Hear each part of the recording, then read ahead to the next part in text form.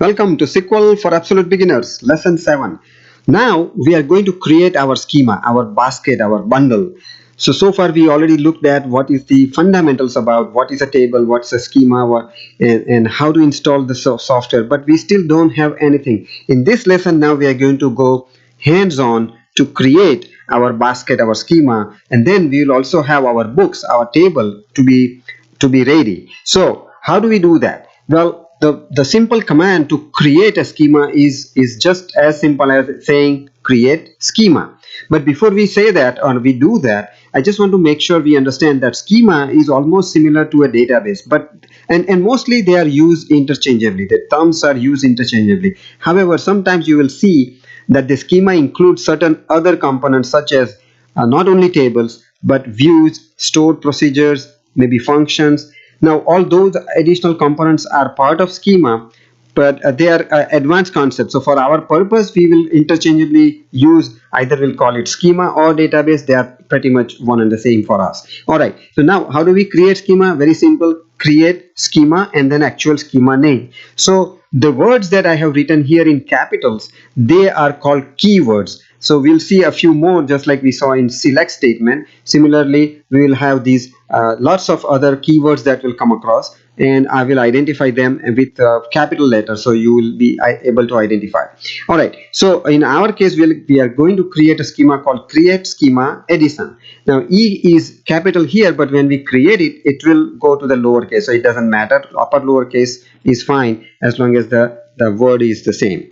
And we have to use this schema to do additional operations. So we'll see how to instead of saying the schema name in front of the table, if you remember, select then addition dot phone book, select addition dot address book. So that addition dot part, if you don't want to keep doing it, then we will use and then schema name, which is like use addition, and then it will automatically understand where we are. So this is just a simple trick to not to write every time the same thing. So let's do our hands-on exercise. We'll go to the workbench, and the workbench is right here, and I have written our create schema command. Now as you can see on the left, I have schemas listed, but as you can see these are just out of the box the example schema that we listed. They are there, but there is no such schema called addition. So why don't we create one? So I have written that. I select it and I click on this execute button.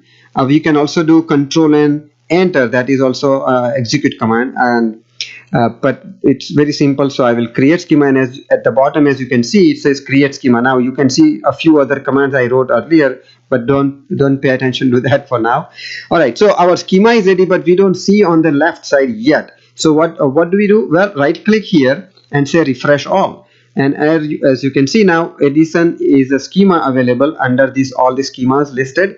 Now expand that, you will see tables, views, stored procedures, functions. That's what I was telling you. If we are interested in tables, but as you can see under table there is nothing.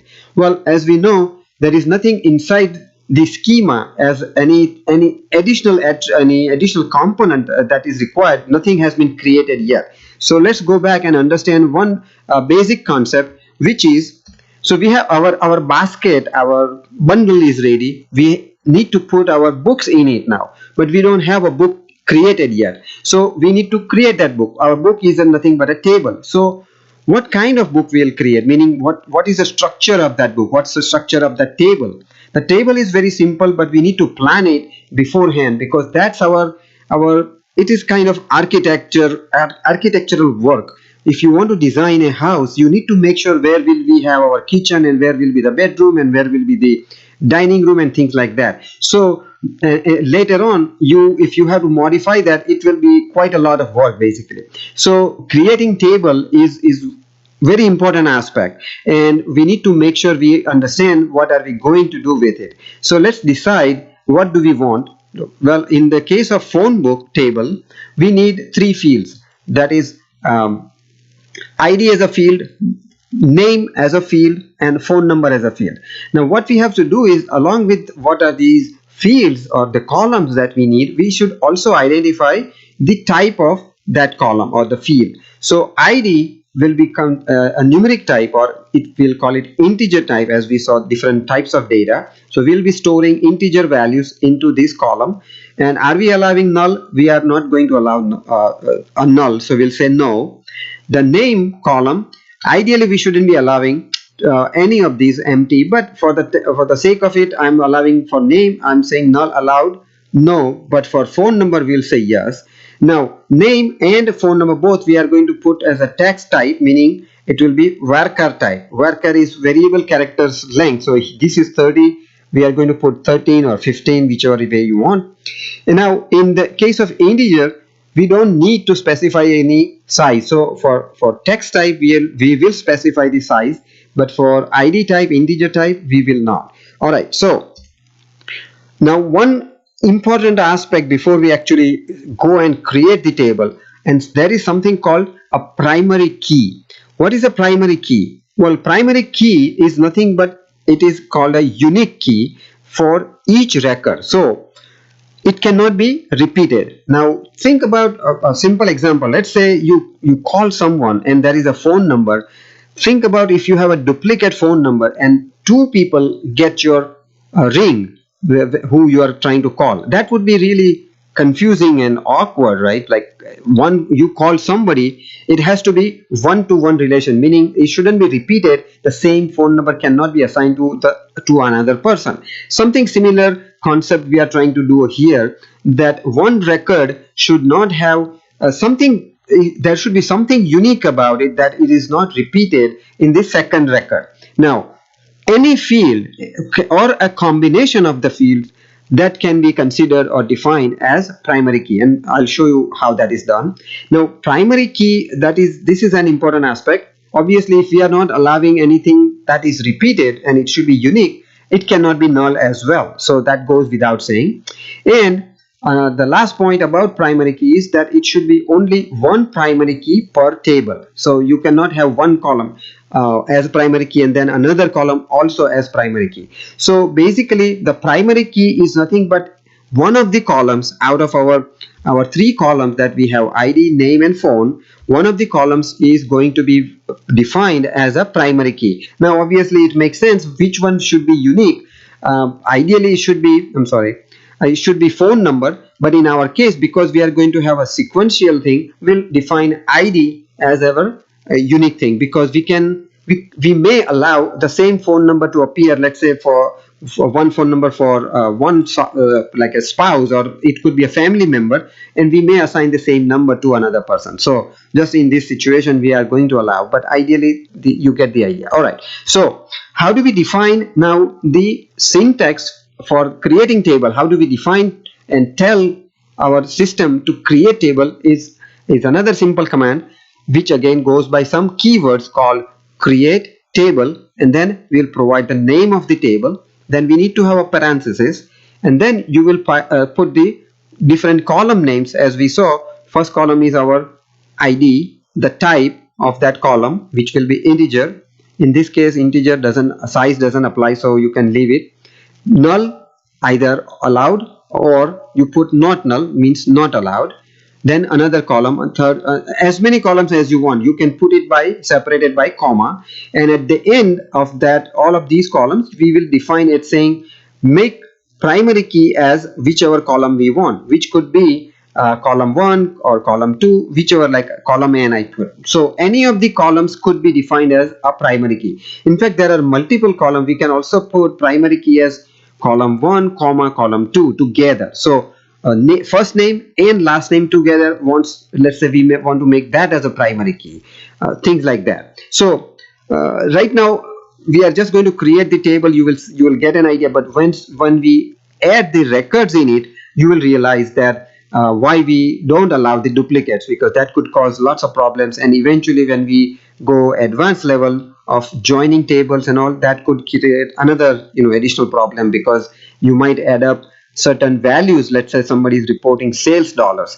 then you will show $100 plus $100, which is not ideally the real sales. It could be just 100, but you will report as 200, things like that can happen. So my point is, make sure the primary key is defined. You don't want to leave the table without defining the primary key. Now in general, tables are not created every now and then. It's not an everyday task. So plus, not everybody creates tables. They are normally given, the task is given to the special group, which is the DBA group, database administrators. So they are the ones, and data modelers, they write the script, like here, create table. So they work with the data modelers and database administrators. They work together to define how the table should be, and what should be the structure, and what should be the script and all that. So on a day-to-day basis, most of the things we'll be doing is not necessarily creating table every now and then, but reading from the table, which is the later part. We are going to dive into that. All right, so